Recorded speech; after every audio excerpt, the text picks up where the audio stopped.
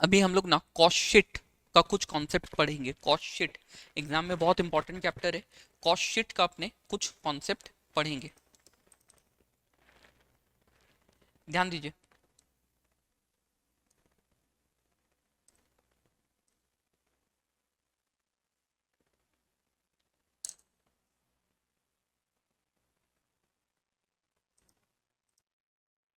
Okay, cost sheet का कुछ concept अभी हम लोग देखेंगे। देखिए यहाँ पे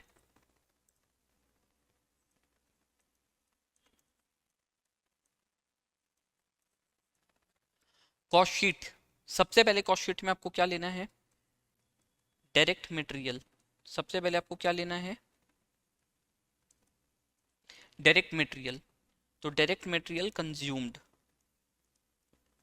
सबसे पहले क्या आएगा? Direct material consumed. सर क्या क्या आएगा डायरेक्ट मटेरियल कंज्यूम्ड में? डायरेक्ट मटेरियल कंज्यूम्ड में क्या क्या आएगा? डायरेक्ट मटेरियल कंज्यूम्ड में क्या क्या आएगा, ध्यान दीजिए।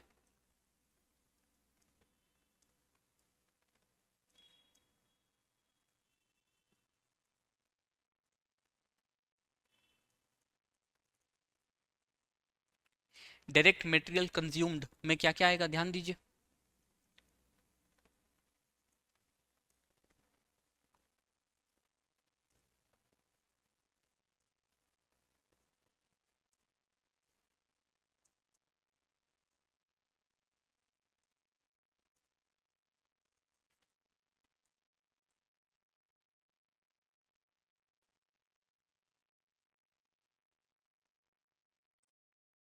डायरेक्ट मटेरियल कंज्यूम्ड में क्या क्या आएगा, ध्यान दीजिए। Opening stock of raw materials. Please यहाँ पे रॉ मटेरियल लीजिएगा, फिनिश गुड्स मत ले लीजिएगा।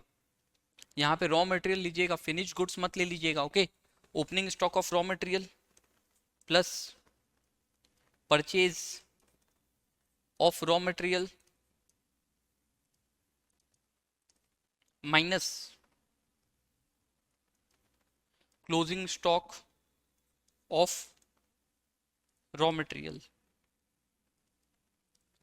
Opening stock of raw material plus purchase minus closing stock of raw material.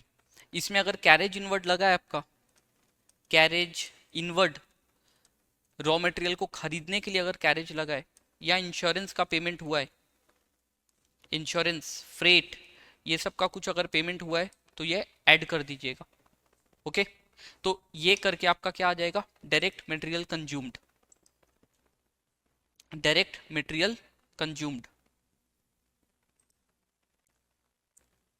Direct material consumed के बाद आपको क्या लेना है?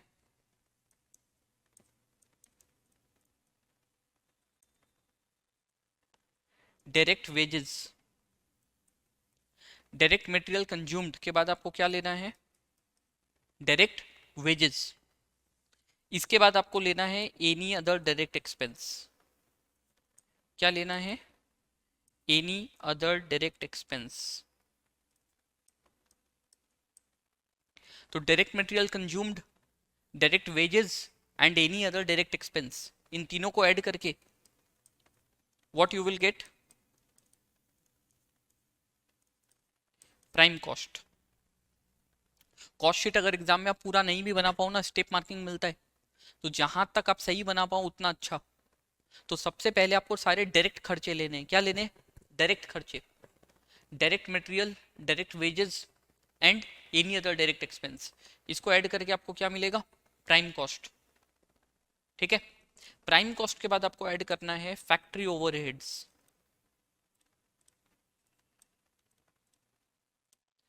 प्राइम कॉस्ट के बाद आपको क्या ऐड करना है? Factory overheads.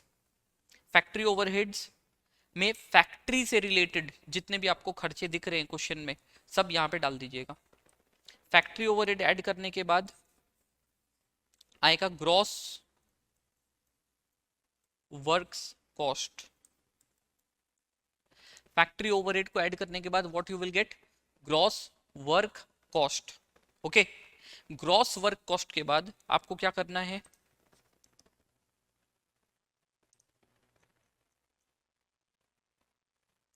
Gross work cost का कैलकुलेशन हो गया।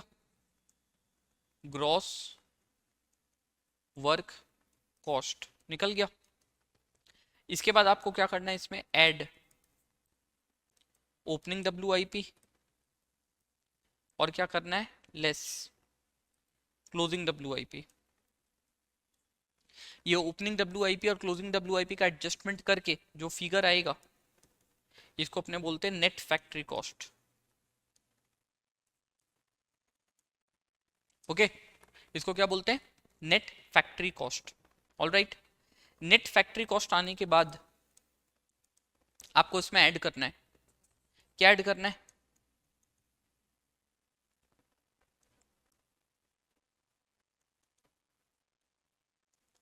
प्राइमरी पैकेजिंग का खर्चा। दो तरह की पैकेजिंग होती है, एक प्राइमरी और एक सेकेंडरी।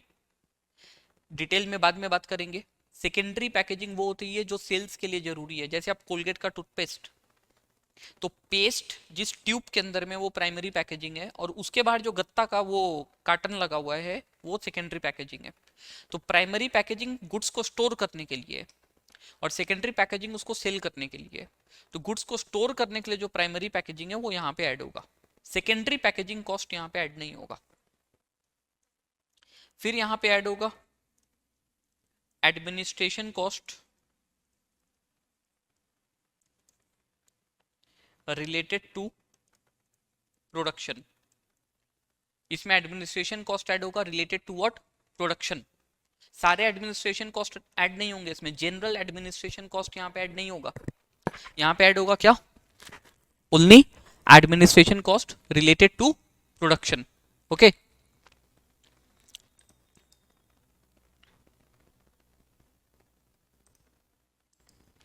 फिर अपने को क्या ऐड करना है,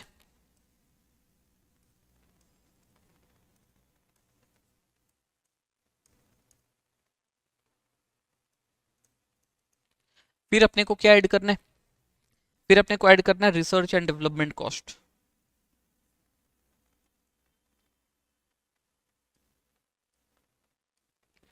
okay, research and development cost. फिर क्या ऐड करना है, क्वालिटी कंट्रोल कॉस्ट। ये सब ऐड करके we will get what, cost of production. ये सब ऐड करके what you will got, cost of production. Okay, cost of production जैसे ही आपका निकल जाएगा, फिर यहां से आपको एडजस्टमेंट करना है फिनिश गुड्स का। यहां से आपको एडजस्टमेंट करना है किसका, फिनिश गुड्स का। आपको ऐड करना है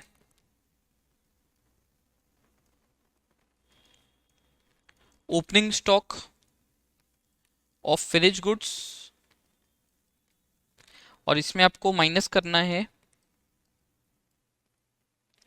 closing stock of finish goods.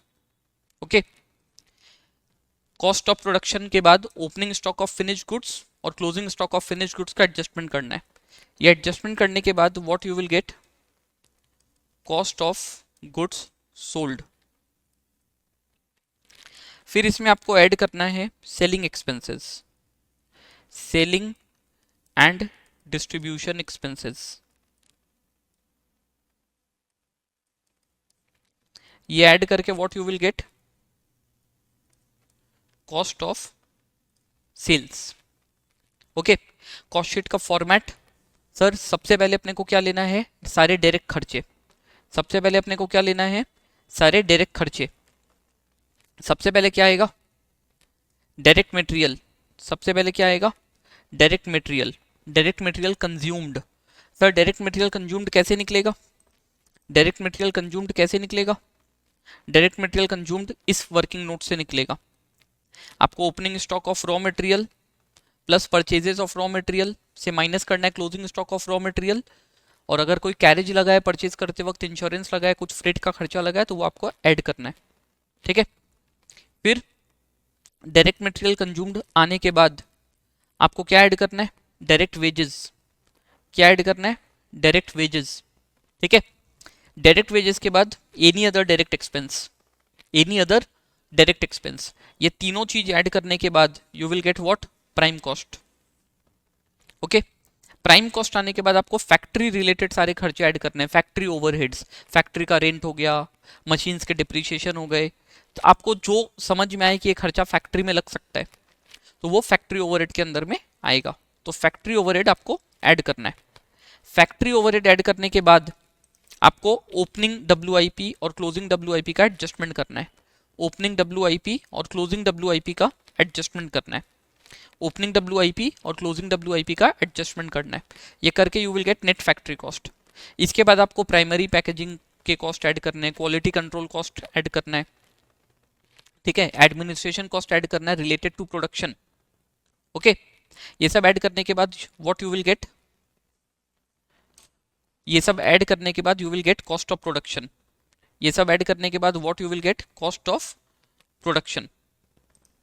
Okay, cost of production के बाद आपको फिनिश गुड्स के एडजस्टमेंट करने हैं, opening stock of finish goods और closing stock of finish goods, तो you will get cost of goods sold.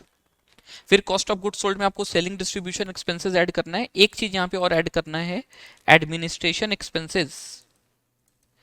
Administration expenses which are not related to production। Administration expenses add करने आपको which are not related to production. Alright, तो cost sheet का ये basic format है। इस basic format को समझिए, याद कीजिए, एग्जाम में आपको हेल्प करेगा। ये कॉस्ट शीट के ऊपर एक बड़ा सम आएगा एग्जाम में। ओके, फॉर्मेट ही याद नहीं होता है बच्चों को, कहाँ पे क्या प्लस होगा, कहाँ पे क्या माइनस होगा, क्या है नहीं है।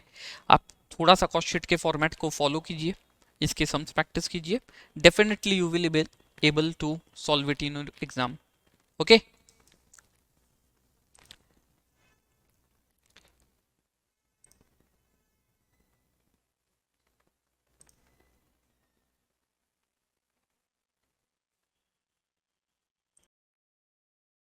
ओके, तो अभी हम आपको कुछ इंपॉर्टेंट टिप्स, कुछ इंपॉर्टेंट पॉइंट्स एग्जाम के लिए बता रहे हैं। मटेरियल चैप्टर में EOQ का सम्स बहुत अच्छे से बनाइएगा। ओके, इसके बाद जो reorder level, maximum stock level, ये सब के ऊपर जो फॉर्मूलाज है ये सब का सम्स बहुत अच्छे से बनाइएगा। लेबर, लेबर में labour turnover ratio, labour turnover ratio, okay, and Halsey and Rowan, Halsey and Rowan theory. इतना अगर कोई बच्चा करके चल जाता है एग्जाम में, और कॉस्ट शीट का कॉन्सेप्ट, इतना अगर आप करके चल जाते हो एग्जाम में, तो पास तो आप गारंटेड होगे, अच्छा नंबर भी आएगा आपका। पास होने में तो मतलब कोई दो राय है ही नहीं, पास आप आराम से होगे। इतना कुछ बेसिक्स अगर आप करके चल जाते हो तो बीकॉम के एग्जाम में कल आपको पास होने से कोई नहीं रुक सकता। ओके, ओके,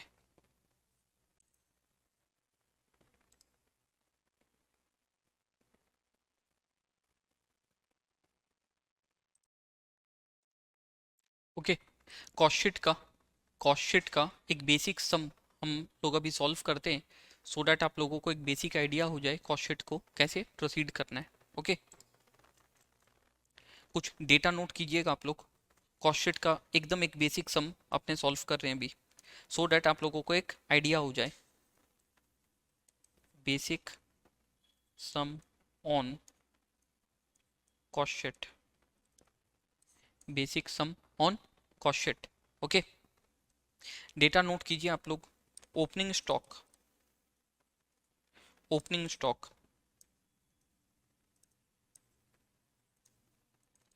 रॉ मटेरियल का ओपनिंग स्टॉक है 24,000 और फिनिश गुड्स का ओपनिंग स्टॉक है 16,000। रॉ मटेरियल का ओपनिंग स्टॉक है 24,000, फिनिश गुड्स का ओपनिंग स्टॉक है 16,000, ठीक है। क्लोजिंग स्टॉक, ये सब क्वेश्चन, इन ये सब डेटा क्वेश्चन में गिवन है, क्लोजिंग स्टॉक, रॉ मटेरियल का अगर बात करें तो 20,000 और फिनिश गुड्स का बात करें तो 15,000। रॉ मटेरियल का बात करें तो 20,000 और फिनिश गुड्स का बात करें तो 15,000। Purchase of raw material,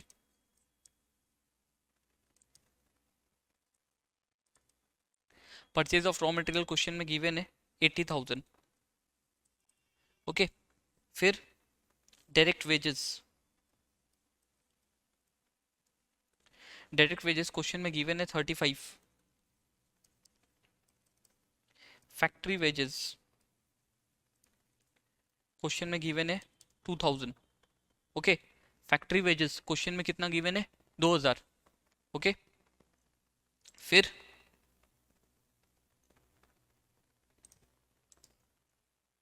carriage inward, फिर क्या है carriage inward, carriage inward question में गिवन है 2000। फिर carriage outward, carriage outward question में गिवन है 1000। ओके, फिर फैक्ट्री एक्सपेंसेस, उसके बाद क्या है factory expenses, factory expenses question में गिवन है 4000। ऑफिस सैलरीज ये गिवन है 15,000। ओके, फिर ऑफिस सैलरीज गिवन है कितना 15,000। ऑफिस सैलरीज के बाद office expenses, office expenses given है 12,000। फैक्ट्री रेंट एंड टैक्सेस ये गिवन है 2,500। डिप्रिशिएशन ऑफ मशीनरीज ये गिवन है 2,500 और बैड डेट्स ये गिवन है 1500। ओके, तो ये डेटा क्वेश्चन बहुत ही बेसिक क्वेश्चन है। ओपनिंग स्टॉक दिया हुआ है आपको रॉ मटेरियल और फिनिश गुड्स का, क्लोजिंग स्टॉक दिया हुआ है रॉ मटेरियल और फिनिश गुड्स का, रॉ मटेरियल का परचेज दिया हुआ है, direct wages, factory wages, carriage inward, carriage outward, factory expenses, office salaries, office expenses, factory rent and rates, depreciation of machinery and bad debt. आपको basic cost sheet बनाना है।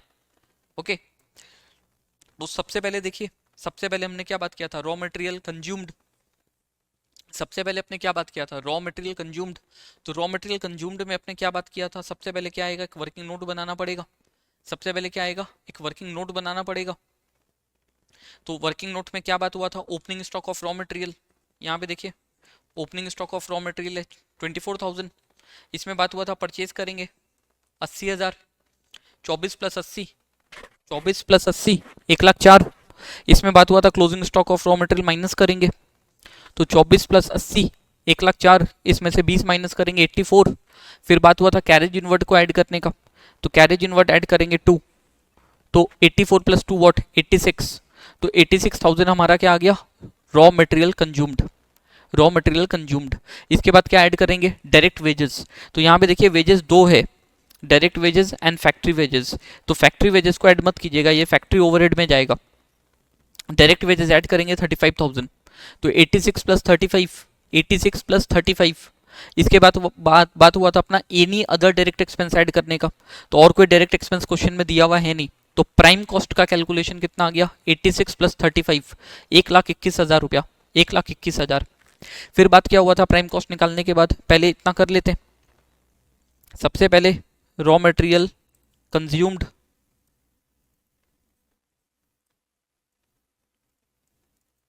फिर direct wages, तो ये add करके क्या आ गया प्राइम कॉस्ट। ओके, तो direct material consumed कितना आया था